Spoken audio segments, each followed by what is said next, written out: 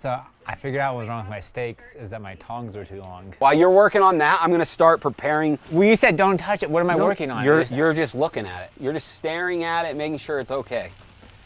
And I'm gonna start peeling some roast. Tiny tongs is going on the freaking Father's Day wish list, dude. Dude, cooking meat makes me so happy, man. I'm so happy. I'm just like, that looks so good.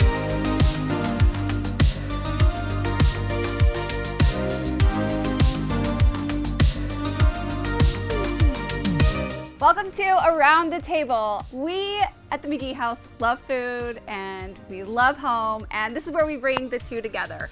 You've seen me, you've seen Syd, but we have our friend Marco here, and you know, you've seen Marco kind of here and there over the years at Studio McGee. Our ginger cookie recipe that everyone loves is one that you developed for us. Yes. And people still tag me in it every holiday, which is amazing. But you are really like grill master. So it's summer and we are going to talk all things grilling. I'm gonna talk tabletop today and then you guys are gonna focus over here. Syd's a grill master. We're gonna touch it up just a little bit, but I've seen you. 3 things I can do. I do them over and over again. We're gonna extend that repertoire to a little bit more. I'm gonna hop over to the table real quick and share our al fresco look for the evening. In the summer, we take every opportunity to eat outside. Like every single meal that we can. I love an al fresco moment. Today we have a nice mix of materials and I think styles. We often layer florals and lots of soft elements together, but we wanted to push and pull with the menu. And it's really nice to think about the menu and coordinate what you're putting on the table with it, and then also with your surroundings. So we did this great linen tablecloth that has this frayed edge here, and then wood plates. And I think that that's a really nice contrast with the floral napkin that has this cute kind of crochet edge, and then we did a stone travertine napkin holder. In the center, a big flower moment. We don't have a chandelier above, we can go big. I know I'm gonna get comments like, how do you see across the table? Well, sometimes you just want a big floral moment, and this is that moment. If you want, you can take it off, you know, set the presentation when people are walking in, but then take it off and then set it off to the side so it still, you know, sets the tone for the look, but then you have room for food on the table. One of my favorite pieces that we launched at the McGee & Co. this year are these battery-powered outdoor lamps. I use them every single time we entertain outdoors because they set this really great glow, and I can't tell you how many times I have gotten compliments or people commenting about this outdoor lamp. It feels like you're bringing the indoors out, and you just kind of tap them on and they're good to go. We have this beautiful tablescape and the food is going to take it to the next level. All right, dude, this looks super good. What are we gonna make today? We're gonna start with the steaks. We're gonna talk about the perfect cut for grilling, why we select a certain cut of grilling, and then we're gonna build this beautiful like herb-based olive sauce that goes on top of it. I love that addition whenever I'm grilling because it's acidic. It makes the meat really pop.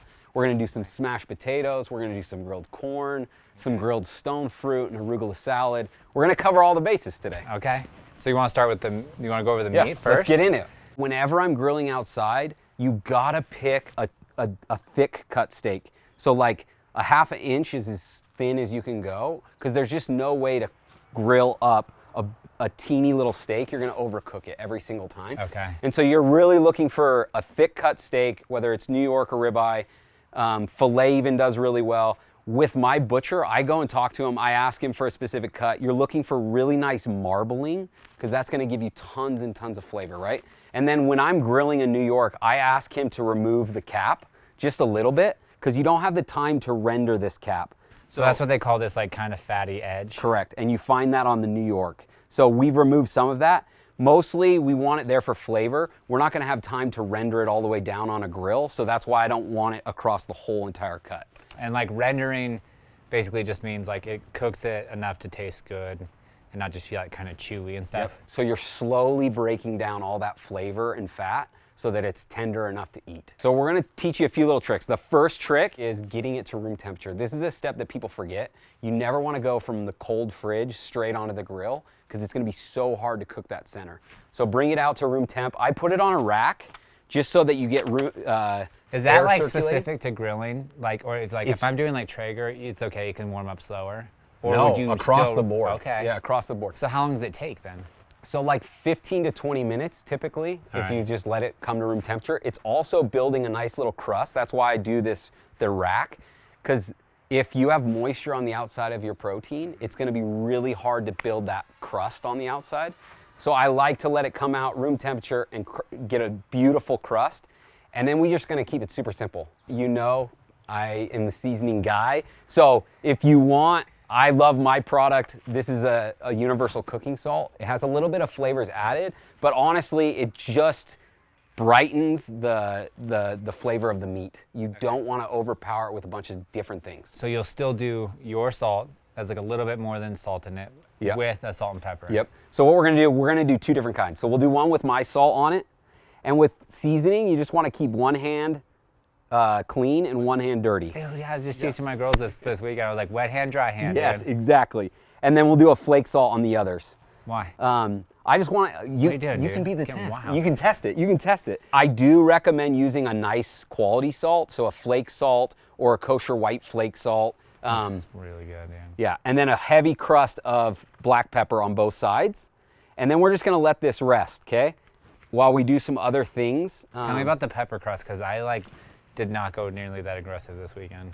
Yeah, so with the pepper, because we're only introducing 2 flavors to the steak, I really like a cracked black pepper, and you gotta go hard because there's so much meat with this thick cut steak, you're trying to season it all the way through. So by the time you cut it, your meat to seasoning ratio is actually pretty good. Yep. But right now it looks like a little aggressive. Over top, yeah. Yeah. So what we're gonna do is put this off to the side. Dude, cooking meat makes me so happy, man. I'm so happy. I'm just like, that looks so good. Okay, so we got the steaks chilling. We're just gonna let them kind of develop flavor with the seasoning on it, and we're gonna build a sauce. So there's so much flavor we're getting from this grill that I wanna be able to kind of cut that with an acidic salsa or like a chimichurri.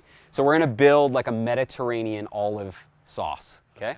So here are the ingredients. We got some olives, we got some capers, we're gonna do a little bit of garlic, and then we're gonna do some Italian parsley. And I'm gonna just start chopping this up. The beauty of this is there's no perfect way to do it. It's kind of just a rough chop. I'm gonna start with the garlic. It's so easy, even you could do it, bro. That's basically what you just said. I'm just gonna translate. This is so easy. Hey, I've seen you out grilling, you know what's up. You can do this. The grill can be scary, and as long as you get a few little techniques going, it really eliminates any fear around the grill. And today you're gonna be grilling, so I'm gonna show you. I'm gonna stand right here and help you. I'm really nervous about Yeah, that. no, you're chilling. Let's do some capers, and we're just gonna rough chop those as well. So these are green olives. You can get these canned and just pitted already. Okay. A little bit easier. If you don't love green olives, you could sub this out for a black olive, So a pitted. a Calamal olive. There's a lot of flexibility in here. With this sauce, we're just looking for acidic flavors and then kind of a salty, briny flavor, which cuts the fatness So of the eventually steak. you'll put that together. Yeah, so I'm gonna keep working on this, but we're gonna get you grilling. So what we're gonna do is pull these steaks that have now rested, and we're just gonna go. So you've been giving me a hard time about my mini tongs, but listen, the mini tong is so good because your wrist gets sore, okay? So if you don't want a Yeah, mini but tong, here's the thing, bro. You can only have mini tongs if you're a cook that's been used to your hand being Where's your so ma- hot. where's You your know what I'm man tongs? No, it's fine. These are the man tongs, dude. There you go. This is like a rite of passage. So what we wanted, we turned the grill on super high, and with this, we're gonna mark it pretty heavily on this side, and then we're gonna start moving to the right, because I have that turned down. So the dance on the grill is starting hot and then moving to So basically, we'll give it a good steer, and then we'll bring it to temp. just on that one side where it's super hot. There you go, good sear going already. Okay, so we're gonna do an Italian flat leaf parsley. This is just a beautiful kind of addition, brightness, earthy flavor with our salsa. And you're just chopping the Just heck out of rough that. chopping it up, yep. And like I said, this is very simple, rustic. I do a little bit of extra because it saves in the fridge really nicely. So what we're gonna do is just kind of pull these forward. See how that beautiful sear, yeah. The beauty of your setup out here is you have this great little countertop. We can be working on other things while watching this. You never wanna walk away though, because those will go really fast. We're looking for 2 to 3 minutes on each side. For the whole cook. For the whole cook, yeah. All right. And that's because of the thickness that we chose. But don't be afraid of pulling out the thermometer and checking it. You're looking for 140 and above. How do you do girls- it? You just feel it? I feel it, yeah. But I'll show you today. Okay. We're gonna do just a little bit of heat in here. You can adjust that based on your liking, but these are just chili flakes. And then we're gonna do some oil, and we're just gonna let this sit. This Like is an olive oil? Or yeah, what so kind? this is a fresh pressed olive oil, one of my Nice. favorite ingredients. Garlic and olive oil are my two go-to for literally everything.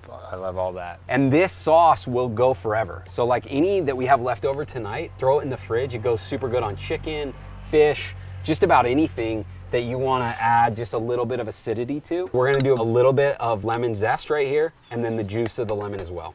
We'll do a little bit of salt and a little bit of pepper. Tiny tongs is going on the freaking Father's Day wish list, dude. Okay, so the trick is you don't want to play with the meat. You don't want to turn it a bunch and like mess with it. With grilling, put it, let it sear, and flip it one time. So we're looking like 2 to 3 minutes on each side. You got this beautiful seared side, which in the restaurant industry we call the presentation side. Okay. And now we're gonna go a little bit less time on this side, depending on what internal temperature you're looking for. And then the other key to steaks is letting it rest. A lot of people You're are like, scared, dude. Is this? no, we're it's chilling. like freaking on Yeah. fire. No, it's like, beautiful. This okay. is what we want. This is developing This is what tons I'm talking of about. I have flavor. so much anxiety Yeah. around like grilling this stuff because I've ruined a lot of steaks. And at this point, you could start temping it just to be comfortable. But that's why we have a really hot side and then a cooler side that we can play around with, and we're not overwhelmed by grilling on this super hot side. I'm overwhelmed. I know. It's all right. While you're working on that, I'm gonna start preparing. Well, you said don't touch it. What am I No, working on? You're just looking at it. You're just staring at it, making sure it's okay. And I'm gonna start peeling some rosemary. Let's slide these over Okay. all the way. So right here, we're looking, okay, you'll be able to feel this. Push right there, and now push here. Can you feel the difference? Yeah, this one's like more Yeah, rare. right? exactly. So let's slide this back over onto the heat, and then let's take the one that's perfectly cooked on the back, and let's put it on our cooling rack and just let it rest. So we're gonna let it rest for like 15-ish minutes, 12 to 15 minutes while we work on the other dishes. I got this brown butter going for our next dish. So this is brown butter, garlic, and we're gonna do some smashed potatoes. And we can do this just right on the grill. And then we have some fresh herbs, some rosemary that I'm just gonna kind of rough chop. And we're gonna throw it into that brown butter. So we're just gonna move this pan over to the hot heat, and you're just gonna kind of do a little wrist. So what we're trying to do is develop the flavor from those fresh herbs we just threw in there.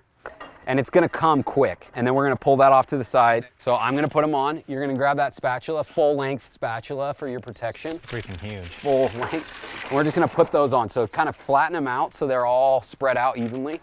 Look at you, you're chefing it up already, getting your hands in there. Dude, I know. I didn't want to. I'm loving that. I don't want to let you down, man. These are fully cooked, so all, get out of here. Tiny tongs, dude. What we're gonna do is we're just trying to get some of that char flavor on that potato. We're not cooking them, like it's fully cooked, so you don't have to stress about, am I getting them cooked enough? I know. And the but trick they- of that, here, use my towel. Oh wow. There Thanks, you man. go, I got you. You wanna work with these because of this oil, see that sparks? Do You them keep now? moving them around, yeah. So when you choose the potato, choose one that's big enough so it doesn't go through your grill grates. I'll pull them off, and I'm gonna have you do this next step. We're just gonna push down, give a little pressure, and we just wanna open it up like this, okay? Okay. And then once they're opened up, we're gonna put them inside this bowl and finish flavoring them. We have young kids now that like love cooking, and it's so rewarding to get them in the kitchen. And so anytime I can find jobs that are like safe for them, Yes. and this is one of their favorite, is smashing it. potato. Honestly, all we're doing is trying to build some texture and pockets to add that brown butter. you're really rosemary. only doing- Yeah, just a little push. And what I love about this the most is it looks so pretty, which Shea will appreciate. Yeah. It looks so pretty on the table. Dude, they're so good. And it's simple. It's like just a little technique or change up from like a mashed potato or a traditional roasted potato. So now we have this finished. What we're gonna do is add some of this brown butter sauce, and then we're gonna save a little bit for the end to add on top when we platter it, okay? Fold in that brown butter and rosemary, put this off to the side, and we're gonna clean up a little bit and we'll start to platter. We're gonna cut these up and plate these up super pretty Dude, those look for good. presentation. Those look real good. So with these, there's no perfect way. Again, like, Do you have cut to your eat steaks. before you like go in the kitchen? I feel like I would be like, I just want to take a little nibble. we should. Let's do it. There's No, that. you can't. I know, but Come when on. you're like working in a kitchen, like what do you do? You're tasting constantly. Yeah. like constantly People's tasting steak that's stuff. going out, you're like just missing a little corner. Or you're like so good at cutting that they can't tell that there's a piece missing. You know, there's always a little piece missing. Okay, but you for do me. an angle. I do an angle, but this is mostly just for presentation reasons. Yeah. I want it to look really pretty on that platter. So we're just gonna do that, and then we're gonna finish it with the sauce. And then I'm gonna let you do the finishing touches. So just a little bit of salt right at the end. Across the whole thing. And as you notice, we were seasoning this throughout the whole time. We seasoned it at the beginning, then we tasted and seasoned it a little bit more, and we're gonna season it. So the trick to cooking is just making sure you're flavoring it and testing that the whole time. So just do a little bit of flake salt right at the end. just across the top. Yep. And then why don't you take that over to the table and we'll start working on the potato really quick. I don't know where this is going. Right there is great. We'll let Shea put the table Yeah. together. You think I ever put this on a table? I put nothing on a table.